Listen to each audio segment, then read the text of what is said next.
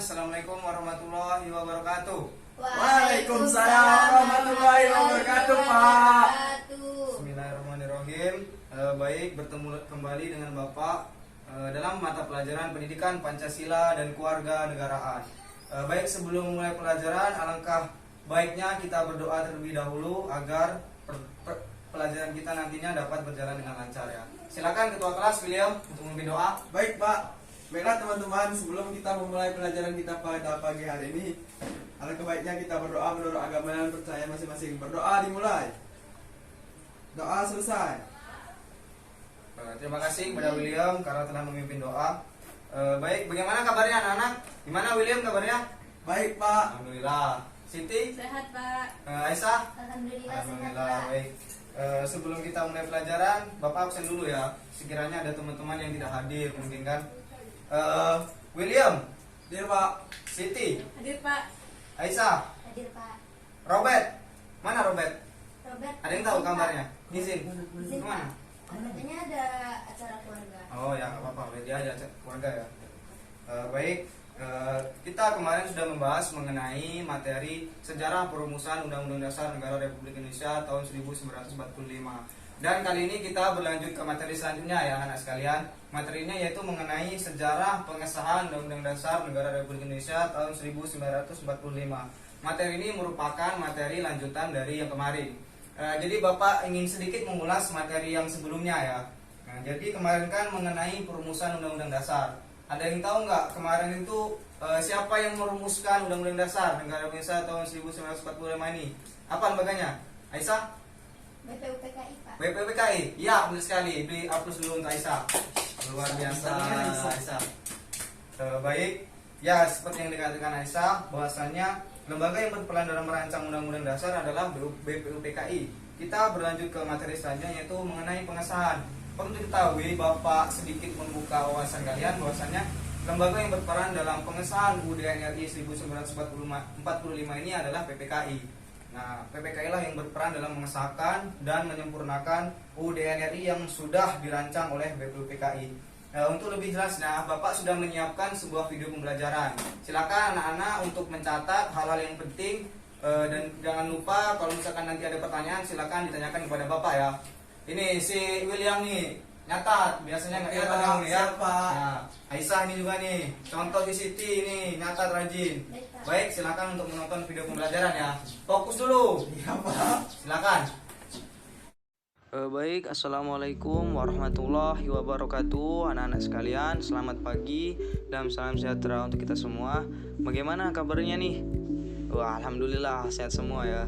Bertemu lagi dengan video pembelajaran bersama Bapak Sidandoko.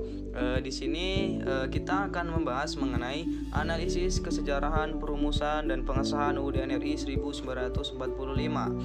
Seperti yang sudah Bapak katakan sebelum video pembelajaran ini, bahwasannya kita pada video pembelajaran ini akan membahas mengenai materi pokoknya yaitu sejarah pengesahan UUD RI 1945. Karena pada materi sebelumnya kita sudah membahas mengenai perumusan UUD RI 1945. Jadi pada video ini kita akan lebih berfokus pada pengesahan UUD RI 1945. Adapun terdapat beberapa tujuan pembelajaran. Yang pertama itu siswa mampu menjelaskan tahapan pengesahan rancangan UUD RI 1945. Yang kedua, siswa mampu menguraikan latar belakang perubahan rancangan UUD RI 1945 dalam sidang pertama PPKI. Dan yang ketiga yaitu siswa mampu menganalisis arti penting sidang PPKI yang pertama. Baiklah, sebelum kita masuk ke materi yang pertama, silakan untuk menyiapkan catatannya dan mencatat hal-hal yang penting, karena di akhir nanti Bapak akan meminta resume pada anak-anak sekalian. Dan juga silakan misalkan ada hal-hal yang kurang jelas, silakan ditanyakan pada akhir video pembelajaran nanti. Jangan sungkan-sungkan ya anak-anak untuk bertanya. Dan juga nanti Bapak terdapat beberapa pertanyaan yang menjadi rebutan dan akan menjadi nilai tambah untuk anak-anak sekalian. Langsung saja kita ke materi yang pertama. materi yang pertama yakni tahapan pengesahan rancangan UUD RI 1945. Perlu diketahui dan perlu bahwasannya negara Indonesia ini merdeka pada tanggal 17 Agustus. Nah, pada saat merdeka waktu itu Indonesia belum memiliki sebuah undang-undang dasar yang dijadikan sebagai acuan penyelenggaraan negara. Nah, untuk itu PPKI lembaga pada saat itu berinisiatif untuk melakukan sidang pada tanggal 18 Agustus yang dimana agenda sidangnya yaitu untuk mengesahkan UUD RI 1945 hasil dari rancangan BPU PKI. Adapun beberapa tahapan sidang yang perlu anak-anak ketahui ya. Yang pertama itu terdapat sambutan Insinyur Soekarno sebagai ketua PPKI pada saat itu yang memberikan sambutan bahwasanya sidang harus dilaksanakan secara kekeluargaan dan kebersamaan serta menampung segala aspirasi dari perwakilan-perwakilan daerah Indonesia pada saat itu. Selanjutnya, Dr. Andes Muhammad Hatta pada saat itu dipilih untuk memimpin jalannya pembahasan pengesahan UUD RI 1945. Yang selanjutnya perlu diketahui anak-anak sekalian, proses sidang pada saat itu berjalan dengan penuh rasa kekeluargaan, kebersamaan, menerima segala aspirasi yang ada, sehingga pada saat itu menghasilkan pengesahan naskah pembukaan dan batang tubuh Undang-Undang Dasar Negara Republik Indonesia tahun 1945. Yang keempat, pada saat itu Otto Iskandar-Dinata memberikan masukan kepada peserta sidang agar melakukan pemilihan presiden dan wakil presiden. Dan pada saat itu Bapak Otto Iskandar-Dinata ini mengajukan Insinyur Soekarno dan Dr. Andes Muhammad Hatta sebagai presiden dan wakil presiden.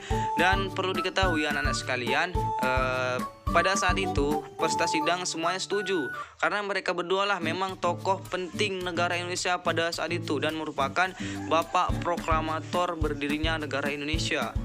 Dan selanjutnya pada tahapan persidangan ini membahas mengenai pembentukan Komite Nasional Indonesia, yaitu sebuah komite pada saat ini diibaratkan dengan DPR ya anak-anak, perlu diketahui.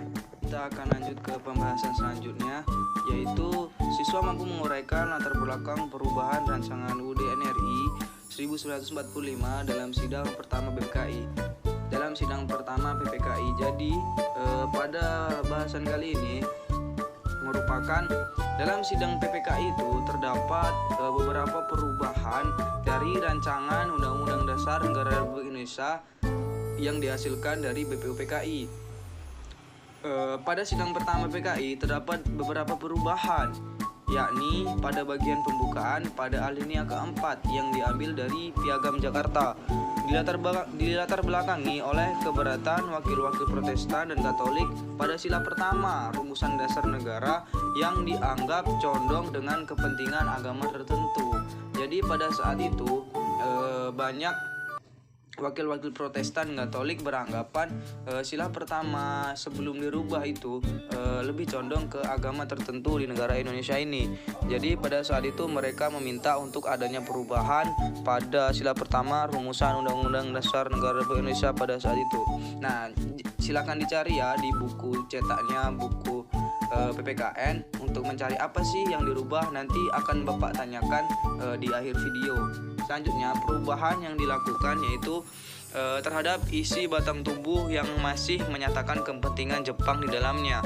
Jadi pada sidang PPKI juga terdapat perubahan dalam batang tubuh UUD RI 1945 di mana perubahannya ini merubah segala hal yang masih bersangkutan dengan Jepang maupun Belanda pada saat itu. Kita berlanjut ke materi yang terakhir, yakni siswa mampu menganalisis arti penting sidang PPKI yang pertama. Jadi pada sidang PPKI yang pertama terdapat beberapa keputusan yang sangat penting bagi kemajuan bangsa dan negara Indonesia, yakni terdapat 3 keputusan penting. Yang pertama itu mengesahkan UUD RI 1945. Jadi arti penting mengesahkan ini yaitu pada saat itu negara Indonesia yang belum memiliki Undang-Undang Dasar setelah disahkannya UUD NRI 1945, negara Indonesia memiliki acuan dan landasan dalam pelaksanaan dan penyelenggaraan negara Indonesia. Selanjutnya, dalam sidang PPKI juga menetapkan Insinyur Soekarno sebagai presiden dan Dr. Andes Muhammad Hatta sebagai wakil presiden Republik Indonesia. Ini juga merupakan arti yang sangat penting, di mana pada saat itu Indonesia belum memiliki kepala negara. Setelah adanya sidang PPKI, Indonesia memiliki kepala negara, yakni presiden yang pertama Bapak Insinyur Soekarno dan wakil presiden yang pertama yaitu Bapak Dr. Andes Muhammad Hatta. Dan yang selanjutnya, keputusan penting yang didapatkan dari sidang PPKI yang pertama yaitu membentuk Komite Nasional Indonesia Pusat. Jadi maksudnya ini sebuah badan yang menyempurnakan undang-undang dasar yang sudah disahkan. Baiklah, itu tadi video pembelajaran dari Bapak.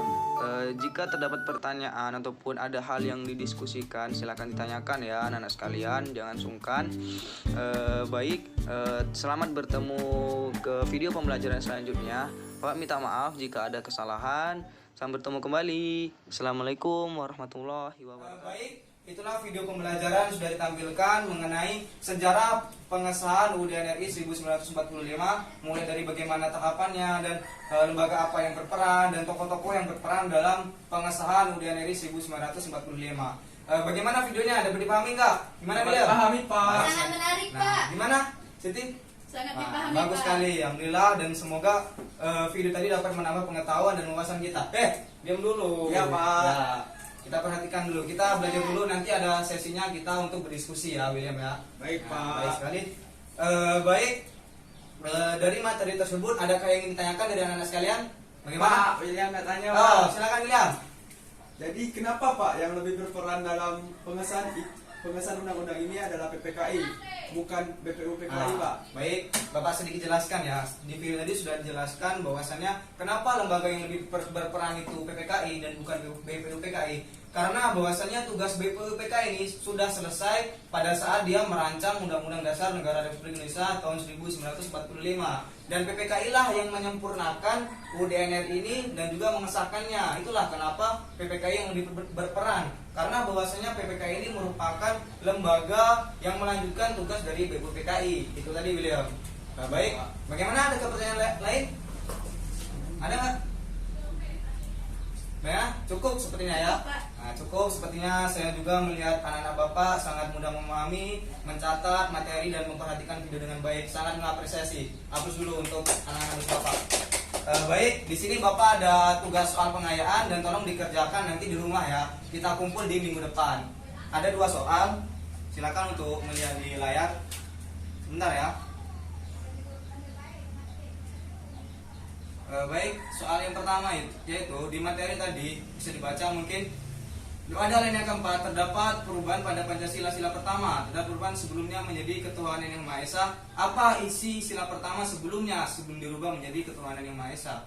Dan soal kedua mungkin bisa dibaca sendiri. William mungkin tolong baca. Baik, Pak. PPKI adalah lembaga yang berperan penting dalam pengesahan Undang-Undang Negara Republik Indonesia 1945.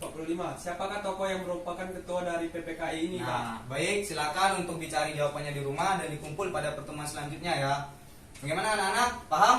Paham, Nah, Pak. baik, terima kasih atas perhatiannya. Semoga kita dapat bertemu kembali di minggu depan. Bapak sangat mengapresiasi anak-anak murid Bapak yang sangat pintar dan sangat cerdas. Apalagi si Aisyah, Siti, dan juga si William ini. Luar biasa, hapus lagi untuk kita semua. Baik, mari kita tutup pembelajaran ini dengan mengucapkan Alhamdulillahirabbil alamin. Alhamdulillahirabbil alamin. Terima kasih. Sama-sama.